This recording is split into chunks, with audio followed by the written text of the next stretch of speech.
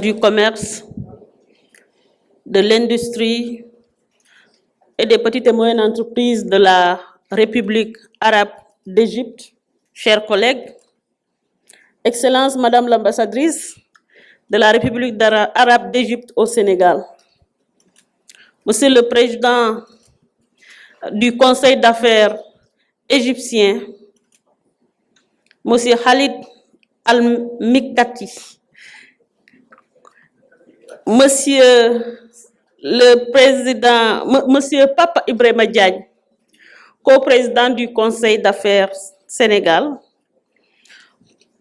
Monsieur le chef de la délégation égyptienne, Mesdames et Messieurs les représentants des organisations patronales, Mesdames et Messieurs, en vos rangs, grades et qualités.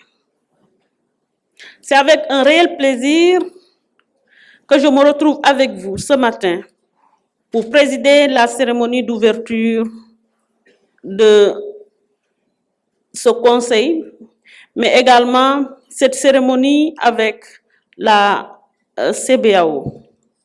Je devrais vous souhaiter la cordiale bienvenue au Sénégal et particulièrement à Dakar, notre capitale connue pour son hospitalité légendaire.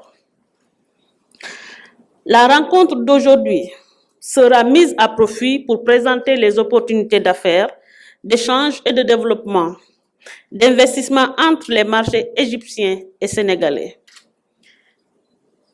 Tout à l'heure, l'accord sera signé entre les deux présidents et il nous faut donc aujourd'hui dépasser le partenariat de circonstances que nous connaissons et instaurer une solide coopération sous-tendue par une réelle volonté d'aboutir à des résultats dont nos économies entières pourraient bénéficier des retombées. Monsieur le chef de la délégation égyptienne, je suis heureuse de constater la forte délégation d'hommes d'affaires que vous conduisez à ces rencontres. Elle démontre toute l'importance que votre pays accorde à cette mission. Et il faut le rappeler, qui s'inscrit dans le cadre de la dynamique des investissements égyptiens au Sénégal. C'est bien dans ce cadre que la Chambre de commerce de Dakar, l'industrie et l'agriculture de Dakar va signer donc aujourd'hui avec les hommes d'affaires un accord de coopération pour la mise en place du Conseil d'affaires Sénégal-Égypte. Mesdames, Messieurs, les statistiques de nos échanges nous révèlent que l'Égypte reste le 34e fournisseur du Sénégal et son 75e client. Pour l'année 2020, nos importations ont atteint plus de 19 milliards de francs CFA, contre plus de 454 millions de francs CFA pour les exportations vers l'Égypte. Cela veut dire que la balance commerciale du Sénégal est largement déficitaire dans ses relations avec l'Égypte. Ces échanges restent d'ailleurs concentrés sur un nombre très limité de produits, fils et câbles électriques, produits alimentaires, médicaments, agrumes, etc. pour ce qui est des importations, coton, produits halieutiques, etc. pour ce qui concerne nos exportations vers l'Égypte.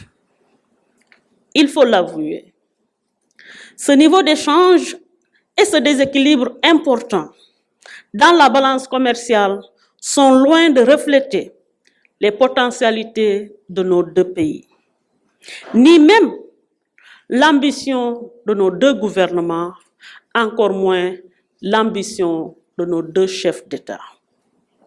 Vous conviendrez donc avec moi que dans un tel contexte, il nous faudrait un changement de cap, vu au nombre desquels l'exploitation des potentialités que nous offre la mise en œuvre de la zone de libre-échange continentale africaine. C'est pourquoi il nous faut un changement dans l'intensification et la diversité des échanges des biens et services, mais surtout un renouveau dans les liens qui unissent nos deux secteurs privés. Et c'est justement ce dernier point que vise le Conseil d'affaires égypto-sénégalais, dont la mise en place avait été fortement saluée par son Excellence M. Macky Sall et son Excellence Abdel Fattah al-Sisi lors de la visite de ce dernier au Sénégal les 11 et 12 avril 2019. Mesdames et messieurs, les énormes potentialités que recèlent nos deux pays doivent nous pousser à saisir l'opportunité ainsi offerte par ces rencontres pour nouer des relations d'affaires durables avec nos homologues égyptiens.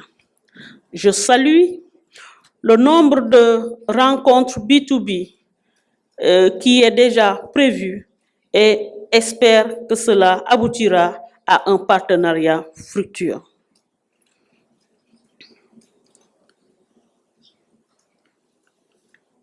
Au plan des politiques économiques et sectorielles, des mesures de réforme sont engagées et qui portent sur la stabilisation macroéconomique, les privatisations et la dotation des facteurs de production.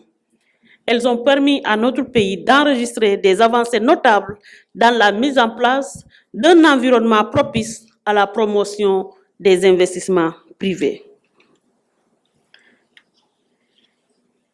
Il en est de même des réformes liées aux facilités fiscales, mais également à l'amélioration de la qualité de l'administration, qualité de service dans l'administration sénégalaise, avec notamment le programme de modernisation de l'administration sénégalaise, PAMA, si cher à son Excellence, Monsieur le Président de la République.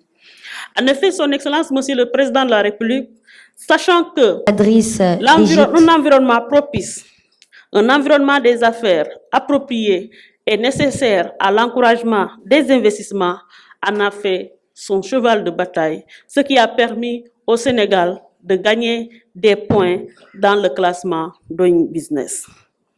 Comme vous le constatez, les conditions sont réunies pour jeter les bases d'une coopération économique et commerciale plus approfondie entre nos deux pays. Aussi, je reste persuadée et demeure convaincue que la manifestation de ce jour atteindra les résultats escomptés, mais également répondra aux attentes des opérateurs économiques de nos deux pays.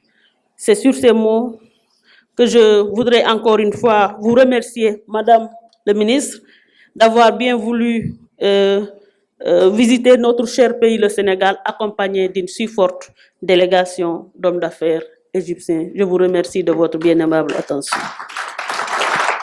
Merci beaucoup.